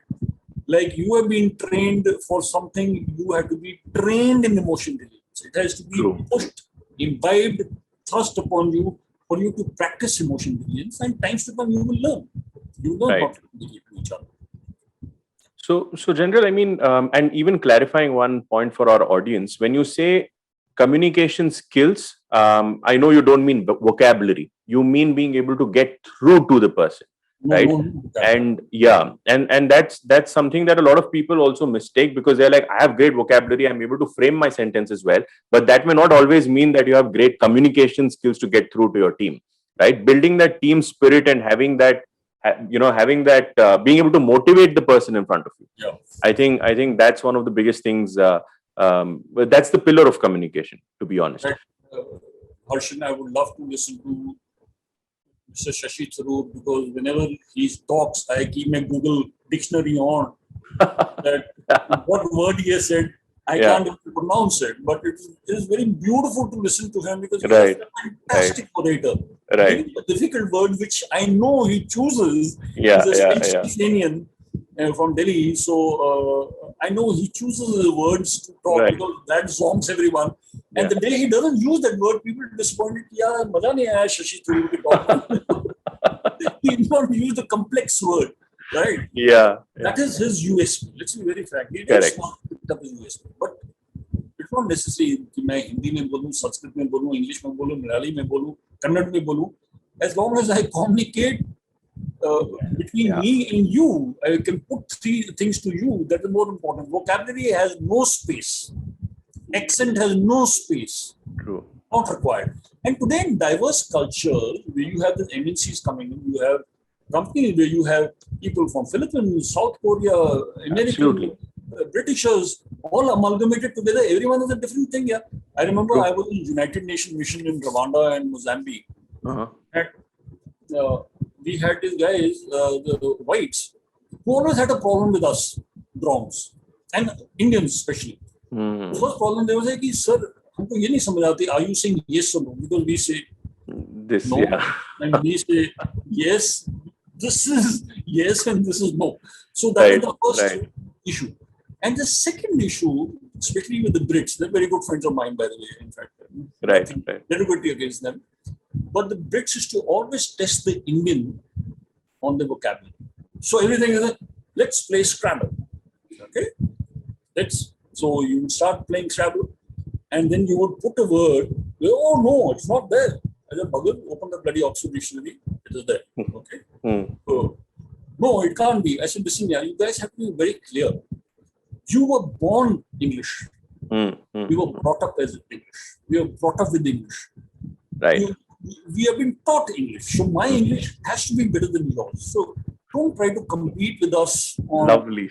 on vocabulary or what is there in the dictionary. Out of Oxford Dictionary in my time was the Bible. Yeah. Every Right. house had Right. of Oxford Dictionary. Right. So that is how things were. We had the Chinese army fellows. We had the Japanese. Everyone was different. Everyone thinking power was different. Everyone communicating power was different. But it does not make any sense that when we are working in an MNC, that I have to have a British accent or American accent to make a Chinese understand what I'm going to speak in English or whatever the language of communication. Right. So General, now in terms of leadership, right, and there must be somebody that you must be looking up to, or there must be quite a few people that you may be looking up to. If you can just let us know a few of them and why. See, in my life, I have a lot of people who I used to admire. Maybe in a later point of time, I used to emulate, not to their level of perfection. As a cadet, I had a different set of people who I used to really look up to. Officers who were smart and this thing, well cultured, talk well, speak well, conduct themselves beautifully. Then, as you grow in rank in service, then you get many people as your mentors and people who you really admire. There are a few people I would like to state here. The first gentleman I would like to talk of is General Shantanu Chaudhary. He retired as the Vice Chief of Indian Army. Excellent officer. And the amount I learned from him is faith and trust. I was handling the military divisions in certain sections which were involved in procurement and things like that. That man never ever rechecked. Every month I should get it signed. And once I did a mistake and I asked him, sir, there's so much crores of purchases I've done. And you just signing it. He used to put his hand and sign it. I said, would you like to check it? So he put his pen down and he looked at me. He had a walrus mustache, very handsome guy. And he said, have you checked it? I said, yes, sir. How many times have you checked it? I said, sir, I must have checked it a couple of times. He says, if you have checked it, why are you insisting that I check it? That's not my job. That's your job to check. My job is to have trust and faith in you that there are no discrepancies in the accounting system of this crores of rupees. So that's the first lesson I learned. The Lovely. implicit trust and faith. And believe you me, Harsh, once I did a calculation, there was some mistake of some 80 paisa or 75 paisa or some nonsense with that. I paid out of my purse to say, put it there because I don't want that 75% paisa or 80 paisa, whatever it was, that it should be in mines. That induces that trust and faith and implicit trust that man had in you. And we were dealing in crores. We were dealing in crores. Yeah. And he taught me another thing, which I would like to tell, and I always tell it. He said, Rajesh, always remember in your life, you're a young officer. At that time, major or something, that when we are young, we have a large heart and we have small, thin stomachs. We've got a beautiful shaped waistline and we have a large heart. He said, but what happens is as we grow in rank, our stomachs grow, but our hearts shrink. If you have to manage to be, you need to age with grace, that you should ensure that the volume of your heart and your stomach is constant, right? Never let your heart shrink as you rise in rank. We become very petty as we rise in rank, or stature, So that was one gentleman I can never ever forget. Great lessons. Yeah. Second gentleman which I know, who's a very prolific writer, is General Atta Hasnain. You would see he comes on TV and very popular, brilliant man. I was with him in United Nations. He was a lieutenant general. I was a major, and I have been with him for many, many, many, many years. 30 years of our lives we spent together. I can never, in my life, I could never ever say that this man has this deficiency or deficit. Either it be in his intelligence, either it be in his conduct, in his impeccable delivery, in his thinking process. He was a thinking genius, right? And when I read all of the articles which he keeps sending to me, they're brilliant. I mean, one can, but there's so much to learn from him. I always feel, yeah, how does he get these ideas in his mind? It's amazing. The third gentleman, though a slightly controversial figure, he was my boss in the worst of the times in Dora Kishtwar, General G.D. Bakshi, Gagandeep Bakshi. He was my boss. He was a brigadier, and I was his commanding officer. We used to have a lot of tussle. GD sir, if you're hearing, I respect you a lot, sir. If you happen to see this YouTube of mine, I have a lot of respect for you. But he and he's a very strong personality, and Absolutely. I was not so weak also myself. So we used to have a lot of tussles in terms of our ideas and our thoughts and processes. But then in that, he as a boss was very clear. And I, as his subordinate, was very clear that orders are orders, and he was also very clear. He gave me my space, and he gave me my space to grow. Probably, he gave me a space as a good leader for me to become a better leader. So another lesson in this case is that as a leader, you need to identify and make that person, nurture the person and make him grow, who's going to replace you subsequently. That is very important for a leader. To identify the people who are going to lead. Whatever rank I got and whatever clothes I got under the so these are the gentlemen I acquired. Wow. Wow.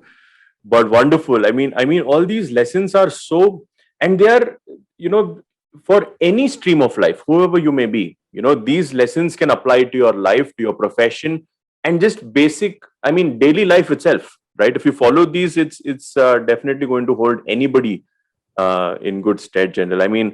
It's been so wonderful listening to all of this. I'm coming towards the last few questions of mine, General, and the one thing I definitely want to know, right, is you'd spoken a little bit about how you keep yourself fit right now. You cycle, you've been waking up at 5:30 a.m. and various things like that, right? So, but fitness is also, like you rightly mentioned, it's there's mental health, there's physical health, there's emotional health, right?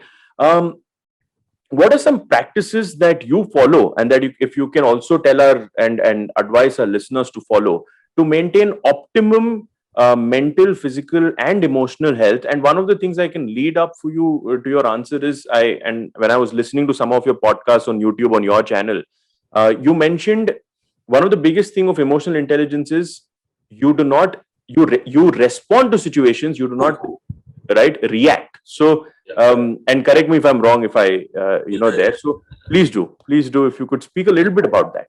Yeah, I'll put it in the right perspective. Thanks for seeing the YouTube of emotional intelligence. Now, what happens is that all of us, whenever we take any action, the resultant of a stimulus. So a stimuli is induced, and there are two things which come out. One is respond, and one is react. Now our brains are such that the response is in the front part of a brain, and reaction is in the limbic part of the brain. Right? And the stimulus is provided by a backbone end. But the path to a rational decision is through the reactive decision making place in the limbic system. Now, what happens is, if I give an example, this is a bottle of water, and this is a bottle of Limca. Okay. So let's see two things. So I shake this Limca bottle, and if I open this thing, the bloody thing will fly. Right. That is one. Second thing is I shake the water bottle as much as I want, and I open the nothing part of it, nothing happens. Absolutely. Now, example in this case is that we are all like Limca. We react. While we should respond. But what happens is that we as human beings, because the neuropath is through a limbic system. So a limbic system, anything comes in front of it, we start reacting. My boss ne mere ko gali di. The bloody chap is a nonsense fellow. I should change my job and I should work. I will not. I will sulk for next 2 days. He may have had an issue at home. How do you know? Or maybe his boss has given him a firing, and that is the resultant of his reaction to you, and you have further reacted. So it is a vicious cycle which goes on. Of reactions, yeah. But only thing is that you need to think as a response. Now, what is a difference between an animal and a human? The evolution which Darwin talked of, the evolution theory, was not in terms of that we are Teda and we stood up from apes, etc., so forth. If you see, what we have grown is the front part of our brains, the neocortex. This part of the brain is what it is, which has grown in the evolution for us to be a thinking mammal. That is the essence difference between us and animals. Another corollary to this is that you take any religion across the earth, any religion, what do? We bend our head in the vines. We touch our forehead, right? We just think that from a Christian to a Muslim to a Hindu to a Sikh, we always touch our head wherever. Right. Why do we do that? It is a practice which has been taught in religion because we believe, all of us believe more in the religion part of it and things like that. So probably at a point in time, they ensured, our forefathers ensured that you need to praise and revere this neocortex of yours, which is called thinking brain. Now, why do we call, when there is there's a conflict situation which takes place, you find we use one term in Hindi, yaar uska dimag kharab ho gaya. Or in English, that he's gone off his rockers. Right. Now, what is happening is that rocker is this neocortex has flipped, right? This is how the brain looks like. This is the limbic system and this is the neocortex. Now, what happens is when I get agitated and when I get reactive, this neocortex opens up and it sucks in 80% of the oxygen in the brain, right? Wow. Okay. And when it opens up, all you do is the limbic system is reacting to it. Okay? So, what have the people told you to do? Take 10 deep breaths. So when you take 10 deep breaths or 5 deep breaths, you are pushing in more amount of oxygen in your brain. And by the way, 30% of your oxygen requirement of your body is taken up by the brain. So when you pump in more oxygen, the neocortex comes back into this position. And then your logical thinking starts. So that is the essence. I'm sorry to take this lesson. This is the essence difference between reaction and response. Right. And it is not that reaction is wrong.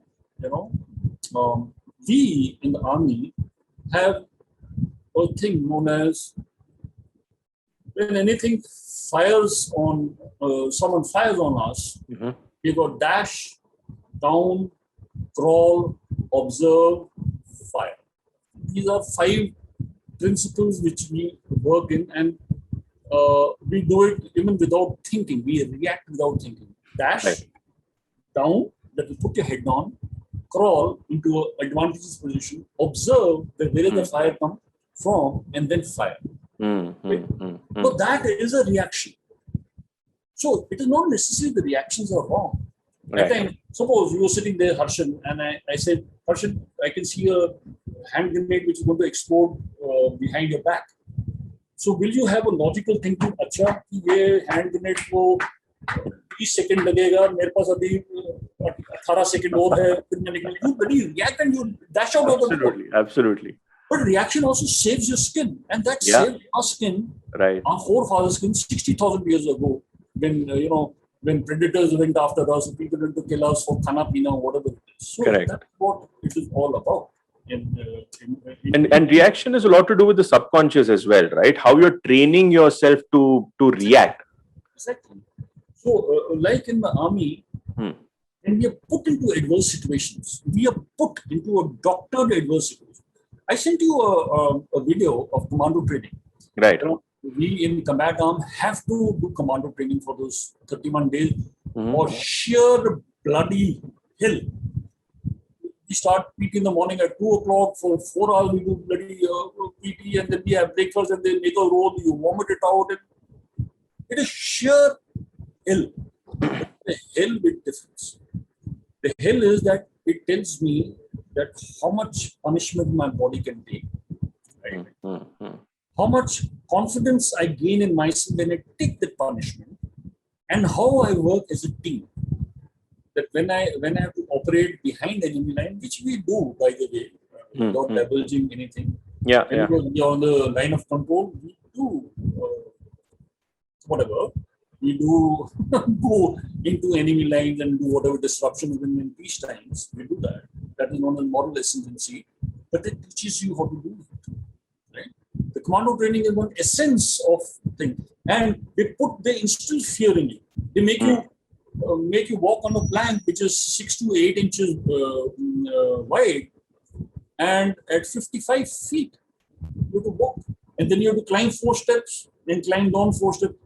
Maybe the plank moves like this, and you also move like that with the plank. And when you look around, this is commando training takes place in Belgaum, you find that the houses look absolutely very minuscule and smaller, and that is when the fear comes into you. But you have to manage your fear, right? And you have to do your job and your task after that fear induction. So they put you into conditions of fear. So naturally, nothing happened to me. We jumped. Of course, we were shit scared to do that, but we jumped. So if someone doesn't do it again, you will do it again because you know nothing will happen to you. Of course, you jump into water in the Lido tank, but it's okay. That fear is removed out of you. When I was in the glacier, so that normally happens that whenever a new unit goes in, both our side and the guys from the Western Front, there are a lot of firing which takes place. That is welcoming. Welcome to the glacier. So when their new troops come, we also hammer them nice and proper. And when we also go and new troops go, a lot of hammering which takes place. So the first time when we went, and there were these guys ahead of me, I was there in 3-4 chavi, about 7-8 fellows of us. So the Pakis started firing HMG. And everyone was on top. So the first thing we dashed down close, so we all went into our trenches with the head down. communication trend. So I asked the guy in front, I said, क्या हो रहा है? कुछ पता चल रहा है? So he said in Punjabi that, sir, वो इतने बड़े-बड़े सरियों को काट-काट के मार रहे हैं. So that सरिया is actually the length of the bullet of the heavy machine gun. कहाँ लग रहा है? कहते सर वो तो 8-10 मीटर ऊपर लग रहा है. चलो, let's stand up. You know? So that is the type of induction training which takes place. And when you go there the first night, they tell you don't let you sleep for the first 7 days. As you have your dinner and you say, अच्छा अभी मैं bunker में थोड़ी देर सोता हूँ, they will start with the arty fire. Boom, boom, boom, boom. And in those 7 days, you're lying in your bed and you're charging into your igloo, you're running into your trenches. But the 8th day, you recognize the fire. That boom, you just taken over. You know कि यार ये मेरे पे नहीं गिरेगा, ये पीछे कहीं जाके गिरेगा. इसका shot बड़ा लंबा है या छोटा है. So the 8th day, he's firing and you're fast asleep. In the same thing, I'm very sure they also doing the same thing. That is how you get over your fear of life. Right? So these all things, though may seem very Rambo-ish, but these are part and parcel of your life. Right. Like they say, fear has got two things: forget everything and run, or face everything and rise. So it is on you how you take fear, how you take anger. So if you want to face everything and rise, please do so. It makes damn all difference. Don't want to conquer your emotions and your fear. Let them go through. I got the philosophy known as feel it to heal it. You know, people talk, don't have negative, only let positives come. Damn all bloody nonsense. Emotions are both. You have 3 times more negative emotions than positive. There are about 3,000 negative emotions. And about approximately 1,000 positive emotions. How can I say ये कोई पानी का dam थोड़ी ना है कि boss ये negative emotion यार हो जाएगा पॉजिटिव बंद कर दिया. चलो nonsense. Not possible. Yeah. If I am happy, I don't hold the happiness all my life. Yeah, the event takes place, goes through me of happiness, and off it goes. But what happens is negative things which will come to me, I hold it to my heart and keep it and keep talking of it till the very cows come home. So let your negative thoughts also get through you as your positive thoughts. That is the essence of emotional intelligence and how to handle it. Stay stable through both. Long discourse on that. No, it's all a learning, General. Even speaking to you, getting so many insights, and you're absolutely right. You know, whether it's positive or negative, it you remain stable through it. It's like still water, like you showed. Let it go through. Jane do. You know, just I'm taking the example of my son. Please, having some issues of anxiety. You know, so I was speaking to him yesterday. I said, "Son, do one thing, yeah. Are you not liking your job?" He said, "No. But some anxiety is coming." I said, "Okay, break your anxiety into some parts, 5, 6, 7, 8 parts. Okay, let's say 5 parts. Out of which you can write it down or keep it in your back of your mind. Out of 5, take out 2, leave 3. Out of 3, cut out 1 and leave 2. So out of 5, you have only 2. 3, kick it out of your life. Just go through them. And just to handle it here. What is the problem? Let it come, let it go. Think of a solution yourself. Don't look up to me to give you a solution. As a coach, I don't give solutions. I help you to look for a solution within you. Because if I give you a solution, it will not suit you. Yeah? Your circumstances of life are different. My circumstances of life are different. My understanding is different. Your facing an issue is different. I'll help you to reach a conclusion. But you have to reach your conclusion. So I told him, son, life is good fun. ये तो आएगा, धक्के पड़ेंगे, तेरा boss तेरे जूता मारेगा. Doesn't make a damn difference. Yeah? Life doesn't end there. Yeah? It starts their ways. So that's what it is. Sorry. No, wonderful, Generals. One last 2 couple of questions, right? One is, in a very recent podcast, Will Smith, right? And this is, I think, the podcast with Jay Shetty, where Will Smith said that he learnt the essence of goodbyes, right? Every goodbye should be fulfilled to the best. You never know which is going to be your last goodbye, right? That's the meaning of that. And, that philosophy, probably, he mentioned that can help people communicate better, because you know what, you're not going to leave something hanging in the air. You're going to try to finish it. You're going to try to speak to them. You appreciate them. You'll try to emote your love better, right? um General, few words about that, because for you also, you must have definitely felt that way for some portions of your life in the armed forces. Now, especially when there are conflicts, right? And at that point of time, you see your fellow personnel going into it, right? So there must be that bit. If you can speak a little bit about that, and does that philosophy seem to in any ways help you, or does that philosophy, should you not even think about it? What do you think of that? See, the issue is that everyone handles situations as per his understanding, right? Um, there is no set piece solution to handling a situation, especially a conflict situation. Mm-hmm. How I resolve a conflict situation? Yeah, books guide me. They make me understand what conflict is all about. Right. But resolution of a conflict is a very individualistic type of personality oriented stuff. It depends on my personality, how I handle and resolve a conflict. Either I give air to the conflict for my own reasons, or I resolve the conflict to have an amiable resolution. Okay? That is number one. So there is no set piece solution for one which will act on the second. You have to take parts and things of it. The second issue is that in conflict, generally what happens is that as you go in rank and stature and responsibility, rank and stature may not be the right thing. It is the responsibilities. When I am at a lower rank, my responsibilities are lower. So the effect of my responsibilities or the influence of my responsibilities are a smaller area of influence. But as you go in stature and appointment and things like that, your responsibilities enhance. If my one decision affects 10 men, vis-a-vis it affects 50 men, 100 men, 1,000 or 3,000 or 1 lakh or 3 lakh or 10 lakh or whatever, right? So ramification of resolution of a conflict, it depends upon the responsibility which is vested on it. If I am a CEO of a company which has an employee base of 100, vis-a-vis I am a CEO in say Tata's or Adani or Ambani, the number of employees are humongous. Right. So right decision or one wrong decision, the ramifications are severe. So that's why in our service,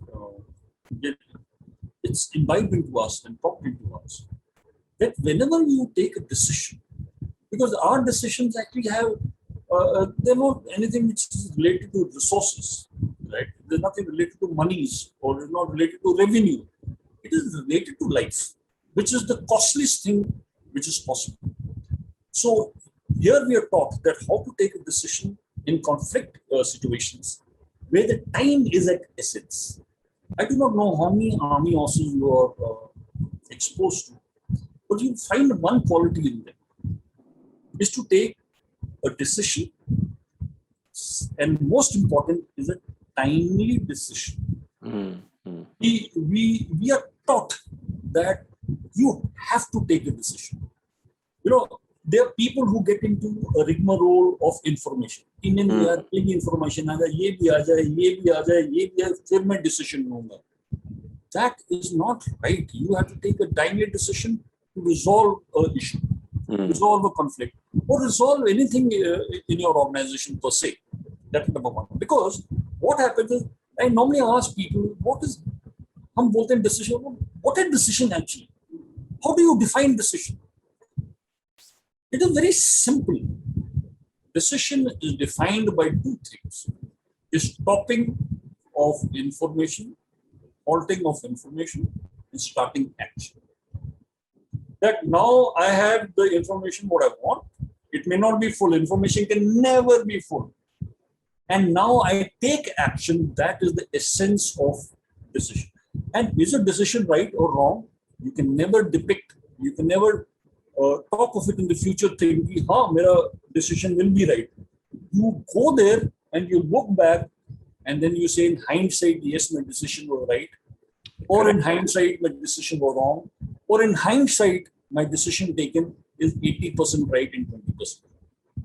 So paralysis in your analysis and your decision making it is the essence of conflict resolutions. You have to take. So that is how we see it, and that is how we have done it. But then everyone has his own way of imbibing or taking certain lessons of life, and putting into. Will Smith may have had.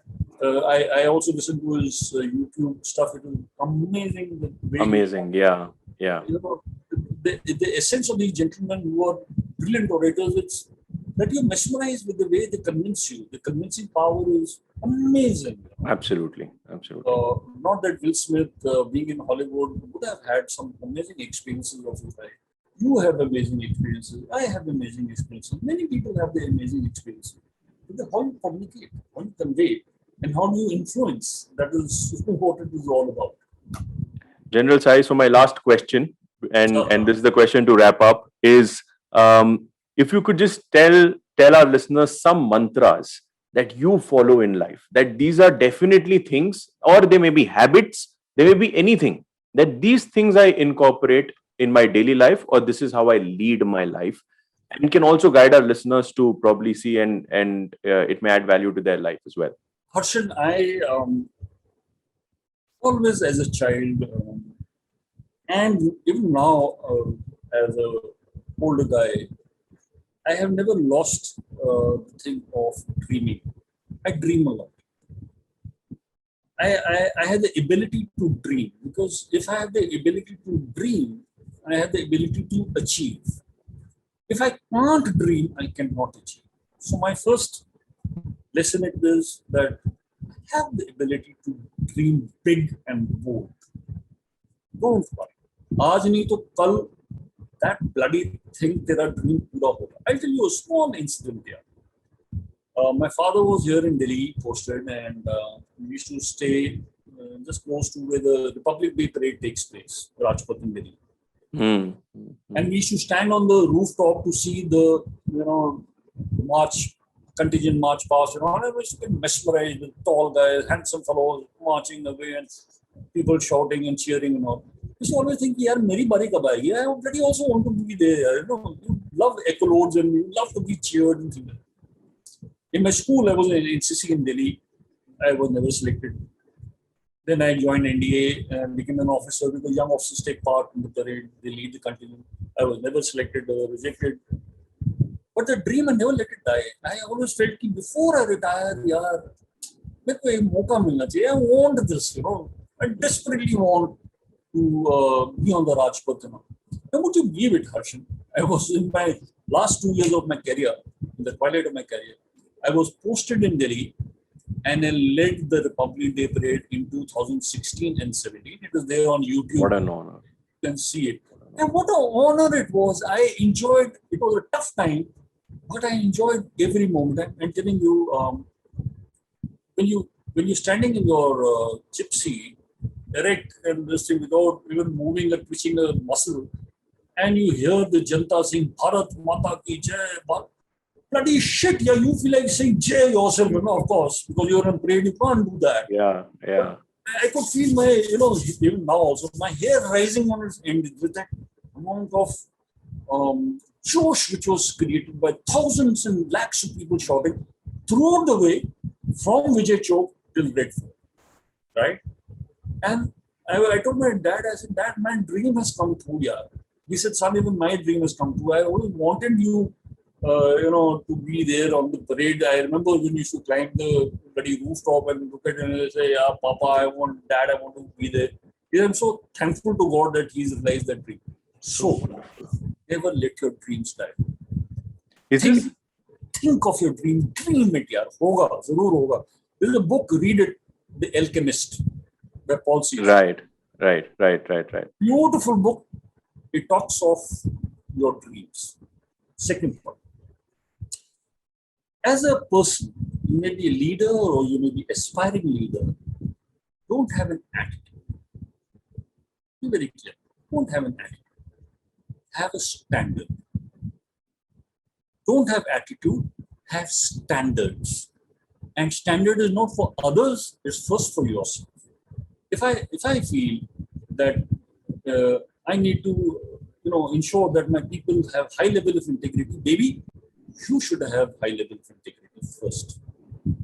If I need to trust my people, your people need to trust you first. If I need to have faith in the people, they need to have faith on you first. So don't have an attitude. I would say have a stand. And the last lesson which I can just say is that have a spine. Have a spine at times to get up and say, I think I don't agree with you. See, there's a thin line between assertiveness and arrogance. I'm not teaching you arrogance. There's a very thin red line. You are sensitive enough. Where do you traverse on the knife edge between arrogance and assertiveness? Right. Be assertive in your life. Right. It will hold you in good stead. I'm really telling you. Before we sign off, a small incident which took place absolutely. with a young officer. I was traveling with my boss, who was a brigadier in Amritsar, and we were going to the Wagah border to meet the troops. So I was driving this Willy Jeep, and he told me, Rajesh, we had 3 units under us, 3 battalions, and he had to write, of course, the confidential report. We write an annual confidential report in the year end of the 3 commanding officers. So he said, you know what? While we were talking, he said, can you grade the units 1, 2, and 3? So I am here driving. So I was perplexed why he was asking me this question. And I realized that it is the reporting time. So I, as a staff officer, would have said, this unit is number 1, this unit number 2, and this unit number 3. It would have influenced his mind to grade the commanding officer, the leaders of that group. So I told him, sir, I understand that it is the reporting time, annual reporting time, and I'm so sorry, I can't grade. I'm too junior in rank to grade people at that level. He said, no, you're being disloyal to me, you need to grade. I said, no, I'm so sorry, I can't do that. It's not right. Because my perception of those groups, of the 3 groups, is different. Because I'm immature at that rank and stature. You are more mature, and those gentlemen are more mature than I can't grade them. He got so livid. He told me, stop the gadi. So I braked, and that time is off Blue Star had just finished, and the skirmish was still on. He told me, get up. He said, get out of my gadi. So he threw me on the road and told the driver, "Tum gadi chalao," and he went away. So here I am standing in my uniform, bang on GT road between Amritsar and Wagah border, and not knowing what to do. ना मैं आगे जा सकता हूँ, ना मैं पीछे. उस टाइम को बुला तो था नहीं कि मोबाइल पे बुला लो and push off. Fortunately, the backup vehicles were slightly behind, so the backup vehicle came. I flagged it and I sat in that vehicle. साहब आप क्या कर रहे हो? पहले कुछ भी वो कमांडर साहब आगे निकल गए तो what should I tell them? I sat in the gadi and I fetched up with him. But that day, the whole equation changed. From that day, I just had what? Maybe about 8-9 years service. That day, till the time we served together, and I still revere him a lot. He's retired in Bangalore.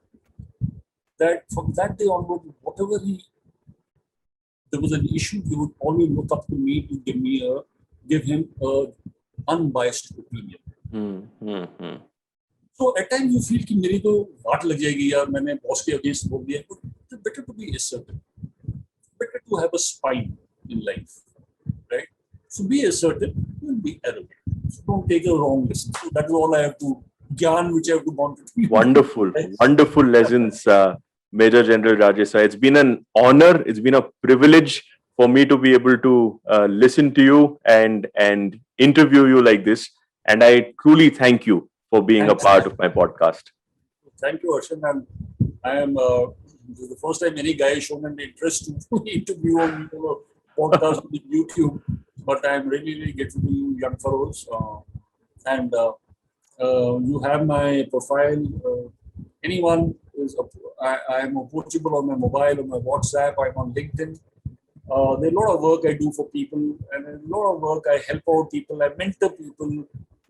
I counsel people, whatever little I can to give back to the society. I coach people. So if anyone has any issue in life, if I can help you to resolve it to yourself, you're most welcome. There is no issue as such. So the apt way for anybody to reach you, General, is through LinkedIn. If they need any kind of coaching, mentorship, You can put my email address and my LinkedIn. I'll put it in the descriptions. Absolutely, You absolutely. can contact me through LinkedIn, because that's the social media platform. Though I'm on Twitter also, but I find Twitter a very negative platform, so I normally stay away from Twitter. Right. Facebook is more. Facebook and Instagram is just making those posts, so I don't divulge in that. So LinkedIn is what I am available on. Anyone can give me a DM on that, and please feel free. You just want to talk to me, cool. I'll give you my mobile number and so okay, it's fine. I talk to a lot of people all over the countryside, so I quite enjoy it. Lovely, lovely. Thank you. Thank you so much. Thank you so much, Major General Rajesh Sahai. And it's been an absolute pleasure. Jai Hind to all of you all, and be happy here. Happiness. Just see my cheeks are pink. It is thanks to my genes, but I remain happy in the life. Thank you. Perfect. Thank you so much, Ajay. Thank you.